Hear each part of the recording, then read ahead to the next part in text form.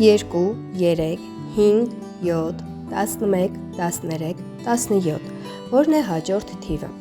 Դա այդքան էլ հեշտ չէ։ Ներկայացված թվերը պարզ թվեր են։ Հիմնական թիվը բնական ամբողջ թիվ է, որն ունի երկու տարբեր բնական բաժանարար միավոր։ Օրինակ 21-ը պարզ թիվ չէ, այն բաժանվում է 3-ի և 7-ի։ 17-ից հետո հաջորդ պարզ թիվը 19-ն է։ Այն բնական թվի պարզ լինելը որոշելու հարցը հայտնի է որպես պարզության խնդիր։ Նեղոսի արևմտյան ափին գտնվող Մեծ Սֆինքսը երկրի վրա պահպանված ամենահին հուշարձանային քանդակն է Գիզայում։ Այն քանդակված է միակտոր կրաքարային ժայռից, հսկայական Սֆինքսի տեսքով։ Ավազի վրա պառկած առյուծ, որի դեմքը ինչպես վաղուց է ընդունված համարել, դիմանկարային նմանություն ունի փարավոն Խաֆրայի հետ։ Մոտավորապես մեր թվարկությունից առաջ 2575-ից 2465 թվականներին, ում դամբարանային բուրգը գտնվում է մոտակայքում։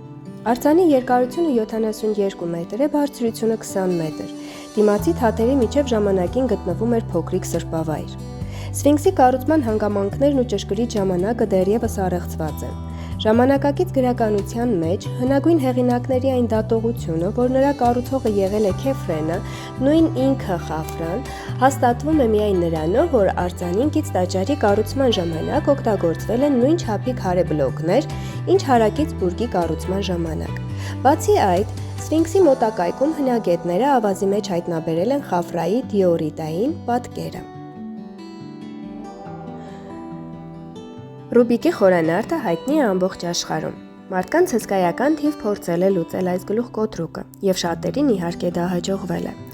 Ընդ որում նրանց մի մասը շարունակում է դա անել պրոֆեսիոնալ կերպով, քանի որ այս յուրօրինակ խաղալիքի ստեղծման պահից մինչ օրս անցկացվում են բազմաթիվ մրցույթներ այս գլուխկոտրուկի լուծման արագության համար։ 1980 թվականից ի վեր վաճառվել է մոտ 350 միլիոն ռուբիկի խորանարդ, ինչը այն դարձնում է բոլոր ժամանակների ամենավաճառվող խաղալիքը։ Ռուբիկի խորանարդն ունի միլիոնավոր երկրպագուներ, ինչպես երիտասարդների, այնպես էլ տարեց մարդկանց շրջանում։ Բայց ահա թե ինչն է հետաքրքրականը։ Այն ի սկզբանե չի ստեղծվել որպես խաղալիք։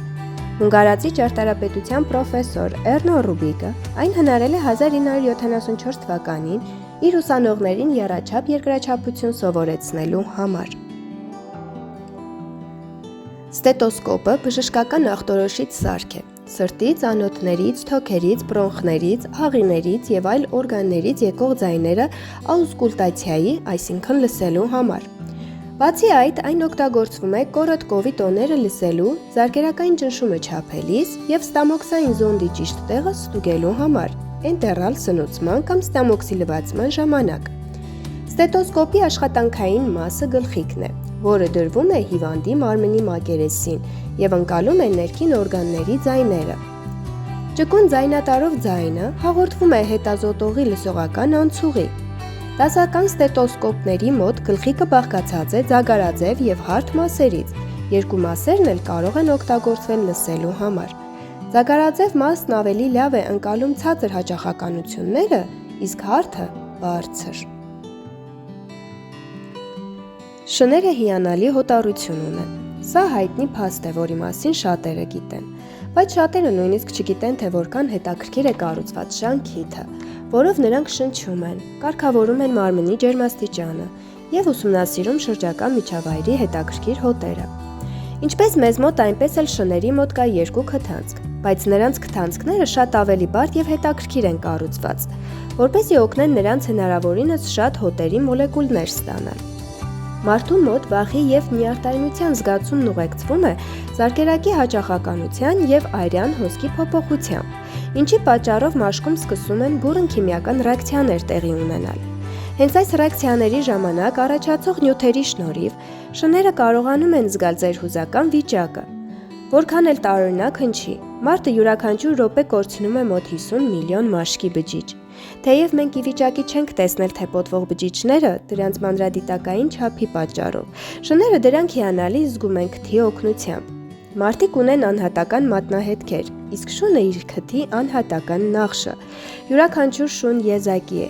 Կինոլոգներն այժմ սկսել են օգտագործել քթի հետքերը կենդանիներին նույնականացնելու համար։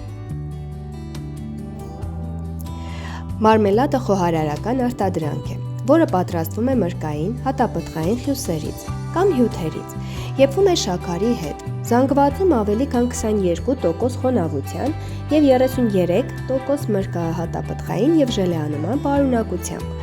Որպես խտացնող նյութ օգտագործվում են այնպիսի նյութեր, ինչպիսիք են պեկտինը, ագար-ագարը, ժելատինը, մոդիֆիկացված օսլան։ Կարող են ունենալ նաև այլ սննդային հավելումներ, ներկանյութեր, բուրավետիչներ, քաղցրացուցիչներ և այլն։ Անգլիախոս երկրներում marmalade բառը նշանակում է ցիտրուսային մրգերից, հատկապես նարնջից պատրաստված մուրաբա, իսկ Ֆրանսիայում կոնֆիտյուրի տեսակ է։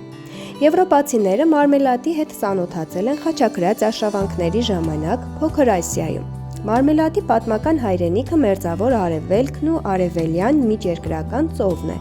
Բերքը պահպանելու համար պտուղները կամ հատապտուղների ու մրգերի հյութը եփում էին մինչև առավելագույն խտացում։ Գերմանական հովաշունը շների ցեղատեսակ է, երկաթյան նյարդերով և հավասարակշռված խառնվածքով։ Հնագույն ժամանակներից մարդուն ուղեկցում էին գայլանման շները, որոնք օգնում էին նրան արածեցնել անասուններին, որս անել և պաշտպանել նրա ունեցվածքը վայրի գիշատիչներից։ Գերմանիայի տարածքում ապրում էին հովաշներ, որոնց նախնիները եղել են հնդկական գայլը և տեղական եվրոպական շունը։